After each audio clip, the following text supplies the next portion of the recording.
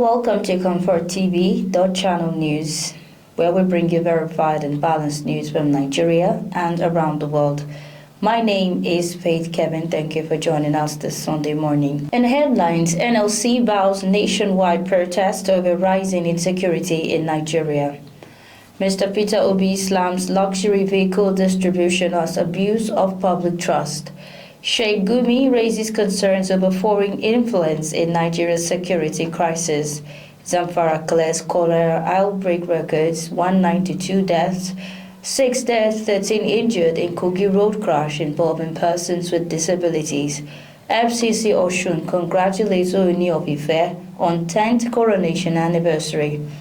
On business news, FIRS clarifies new tax laws, says 4% development levy consolidates existing charges. Nigeria's business confidence hits 113.3 in November as trade sector drives growth. On the foreign scene, Israeli forces launched new ground incursion in southern Syria. 4 countries to boycott Eurovision after Israel retains place. Sports, Leon Balogun salutes True Sekong as Onyibo World Partnership, and Coach Finidi calls for patience as Rivers United battle early season setbacks. Now the news. The Nigerian Labour Congress (NLC) has warned that it will no longer remain passive as criminal gangs escalate terror across the country, vowing to declare a national day of mourning and organize nationwide protest over worsening insecurity. Speaking at the opening of its National Executive Council NEC meeting in Lagos, NLC President Comrade Joe Ajaero said Nigeria is under siege and demanded a full investigation into the latest school kidnapping and the prior withdrawal of security personnel. He described the situation as unacceptable and stressed the urgent need to safeguard the lives of teachers, students, and workers. The Congress also announced the withdrawal of its representatives from the Labour Party, citing a lack of proper representation and prioritization of personal interests. Also speaking at the meeting, human rights lawyer Femi Falana-San warned that Nigeria faces serious trouble due to escalating kidnappings and attacks. He rejected calls for foreign military intervention, stressing that such actions could undermine the country's sovereignty and urged the government to take swift measures to protect citizens. The 2023 Labour Party presidential candidate, Mr. Peter Obi, has condemned the distribution of luxury vehicles by public office holders ahead of the 2027 campaign, describing it as insensitive and a misuse of public resources. Mr. Obi criticized the allocation of limited public funds for luxury vehicles, including Hilux, trucks, Land Cruisers, and Hummer buses, saying such actions demonstrate a serious moral failure at a time when Nigeria faces hunger, unemployment, and insecurity. He said that while ordinary citizens struggle with poverty and hopelessness, some leaders continue to flaunt wealth, treating the suffering of the people as a backdrop for political theatrics. The former presidential candidate emphasized that leadership should focus on providing essential services, restoring hope for unemployed youth, securing communities, and ensuring access to education and health care.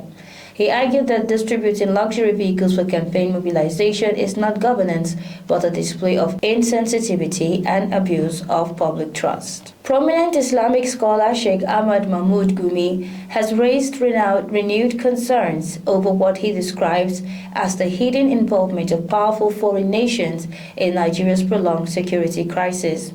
Sheikh Gumi suggested that recent patterns of attacks across the country point to possible external support for armed groups operating within Nigeria. He warned that these developments could be undermining national efforts to restore peace and stability. He highlighted that the situation on the ground contradicts earlier indications of improvement in the country's security. He cited the Abuja-Kaduna highway, which was once one of the deadliest corridors for commuters in Nigeria. The route had reportedly become far safer in recent months, reflecting the impact of security interventions and community vigilance. before a sudden surge in violent incidents reversed the progress. Sheikh Gumi also drew attention to the plight of farmers in Binungwari, Kaduna State. Many had long abandoned their farmlands due to persistent threats from armed groups. Recent months had seen a gradual return of farmers, signaling a tentative improvement in security. However, the recent spike in attacks has disrupted these gains, raising questions about the factors driving the renewed violence. He argued that the sudden reversal in security progress cannot be ignored and called for careful examination of all potential influences, both internal and external. He emphasized the need for the Nigerian government to step up intelligence operations, improve coordination among security agencies, and strengthen diplomatic engagement to address possible foreign interference. The cleric stressed that the protection of citizens, the safeguarding of livelihoods, and the restoration of confidence in national security require a holistic approach that leaves no stone unturned. He urged authorities to scrutinize all external links that may be fueling insecurity, to adopt proactive measures that anticipate threats before they escalate. Sheikh Gumi's comment at the ongoing national debate about the complex factors sustaining insecurity in Nigeria, particularly in northern and central states where banditry, kidnappings, and communal clashes have intensified over the past year. He concluded by calling on both government and community leaders to work together in tackling insecurity, asserting that a combination of vigilance, intelligence, and strategic planning is essential to protect Nigerians and prevent further escalation of violence. The Zamfara state government has announced that the recent cholera outbreak affecting all 14 local government areas has been successfully contained, with no active cases reported. The Commissioner of Health, Dr. Nafisa Maradun, disclosed this during an after-action review meeting at the Public Health Emergency Operations Center in Gusau. She revealed that 15,464 cases were recorded. 15,265 patients were treated and discharged, and 192 deaths occurred. Dr. Maradun said the state has developed a pandemic preparedness plan to tackle future public health threats, including cholera, cerebrospinal meningitis, diarrhea, and heavy metal contamination. She also thanked partner organizations for their support in the response. Key partners at the review meeting included WHO, UNICEF, AFANET IRC, Red Cross, MSF, and state agencies such as PHCB, Watson, ZESA, and the Ministries of Information, Environmental, and Humanitarian Affairs. The session reaffirms Zamfara's commitment to strengthening public health systems and improving citizens' well-being. 6 persons living with disabilities have died and 13 others sustained injuries in a road accident on the Lokoja-Okene Highway in Kogi State. The crash occurred shortly after the group left Lokoja, where they had attended events marking the 2025 International Day of Persons with Disabilities at the Government House. The injured are receiving treatment at various health facilities across the state. Kogi State Commissioner for Information and Communication, Mr. Kingsley Fanwo, described the incident as heartbreaking and a tragedy for the entire state. Governor Ahmed Usman Ododo has directed that the state government take full responsibility for the medical care of all injured victims until full recovery. Commissioner Fanwo extended condolences to the families of the deceased and called for prayers for the departed and the speedy recovery of those injured.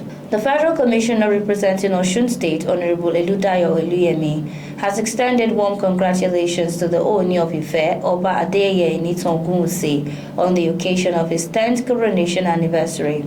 In a statement issued by Mr. Olawole Aremu on behalf of the FCC Osun State Media Office, Honorable Eluyemi described the Ooni as a beacon of tradition, culture, and unity. He highlighted that the monarch's decade-long reign has been marked by dedication, remarkable achievements, and a commitment to promoting peace, development, and social cohesion. This is ComfortTV.channel news. We'll return shortly with business, foreign, and sports news.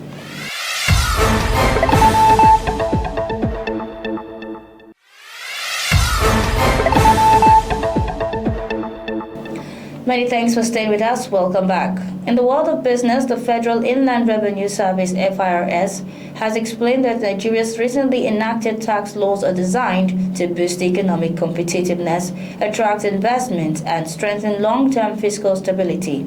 The agency clarified that the 4% development levy on imported goods is not a new tax but a consolidation of several existing levies, including the tertiary education tax, NIDDA levy, NASENI levy, and police trust fund levy. According to FIRS, this streamlining reduces compliance costs, eliminates unpredictability, and simplifies tax obligations for businesses.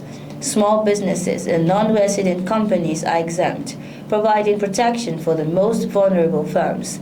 The reforms encapsulated in the Nigerian Tax Act and Nigerian Tax Administration Act (NTAA) have generated public debate, with concerns largely arising from misinterpretations. FIRS insisted the laws aim to simplify compliance, safeguard incentives, and improve the investment climate in Nigeria. Clarifying further, the agency noted that free trade zones remain tax-exempt, countering earlier reports suggesting a rollback of incentives. Moving on, Nigerian business confidence continued to improve in November 2025, with the Business Performance Index (BPI) rising to 113.3 points from 111.3 in October, according to the Nigerian Economic Summit Group's NESG Business Confidence Monitor (BCM). The report marks 11 consecutive months of favorable operating conditions for the country's business environment. The NESG report highlighted strong sectoral performance, particularly in trade, which surged to 186.5 points. Other sectors also expanded, including non-manufacturing, manufacturing, and agriculture, signaling steady overall growth. Key sub-indices such as reduction financial conditions, supply orders, trade stockpiling, access to credit, and cash flow posted modest gains, suggesting improved prospects for capital formation and external trade. Foreign now, the Israeli army carried out a new ground incursion into the Syrian village of Saida al-Hanout in the Kinetra countryside amid ongoing violations of Syria's sovereignty. 6 Israeli vehicles, including 3 Humvees, 2 white trucks, and a black van, advanced toward the village. A 3-vehicle Israeli patrol entered the towns of Samdaniya, al-Shakiya, and al-Jaraf in northern Kinetra, setting up a temporary checkpoint near a demolished water tank. Israeli artillery fired 4 shells on the outskirts of Koya town in western Dara. No information was immediately available about casualties, and neither the Israeli army nor Syrian authorities have commented on the reports. Israel has been allowed to compete in the 2026 Eurovision Song Contest following a tense showdown in Geneva, prompting several European nations to announce boycotts of next year's competition. Dutch broadcaster Abrottos, Spain's RTBE, Ireland's RTE, and Slovenia's national broadcaster immediately said they would skip the contest in protest. The controversy arose after calls from some countries to ban Israel over its conduct during the 2-year Gaza war following Hamas's October 7, 2023 attack. Other nations, including Germany, supported Israel's participation. Concerns also included accusations of unfair voting practices favoring Israel, whose contestant, Yuval Raphael, nearly won this year before Austria's JJ claimed the title in a contest watched by 166 million people. At its General Assembly in Geneva, the European Broadcasting Union (EBU) approved new rules aimed at reinforcing transparency, neutrality, and trust in the competition. Members voted in secret on the new measures without a separate vote on Israel's participation. A large majority agreed that the contest should proceed as planned. The ruling represents a major crisis for Eurovision, which has faced political disputes before, including the expulsion of Russia in 2022 over the Ukraine invasion. On sports, former Super Eagles defender Leon Balogun has paid tribute to his longtime centre-back partner William Troost-Ekong following the latter's retirement from international football after a decade of service.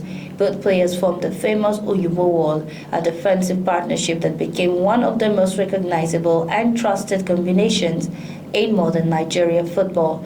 Balogun, born in Berlin, made his Nigerian debut in 2014 with Troost, joining a year later after choosing to represent Nigeria instead of England or the Netherlands. Troost Ekung's final match for Nigeria came earlier this year in the World Cup playoff against Gabon, bringing to a close a decade-long chapter marked by consistency, resilience, and leadership. Rivers United manager Finidi George has appealed for patience from supporters, assuring them that the team will regain form despite a difficult start to their CAF Champions League and NPFL Champions campaigns.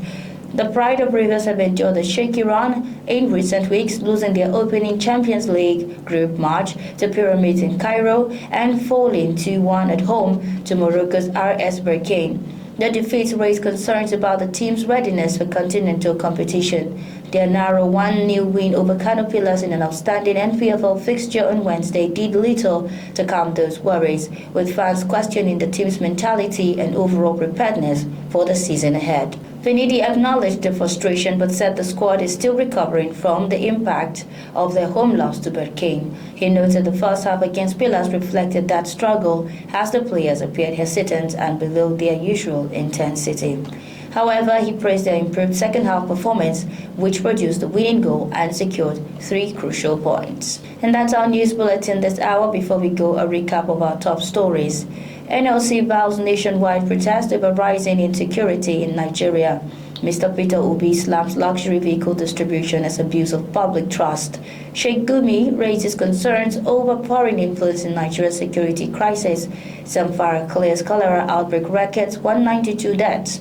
6 dead, 13 injured in Kogi road crash involving persons with disabilities. On business, FIRS clarifies new tax law, says 4% development levy consolidates existing charges. Foreign, Israeli forces launch new ground incursions in southern Syria. And on sports, Leon Balogun salutes Troost Ekung as Oyinbo World Partnership ends. Thanks for watching. For breaking news, exclusive interviews and more, follow us online at ComfortTV.channel on all platforms. Remember to like and share our videos, subscribe to our channel, click on the notification bell so you don't miss out on future news updates. My name is Faith Kevin. Until next time, stay informed, stay connected.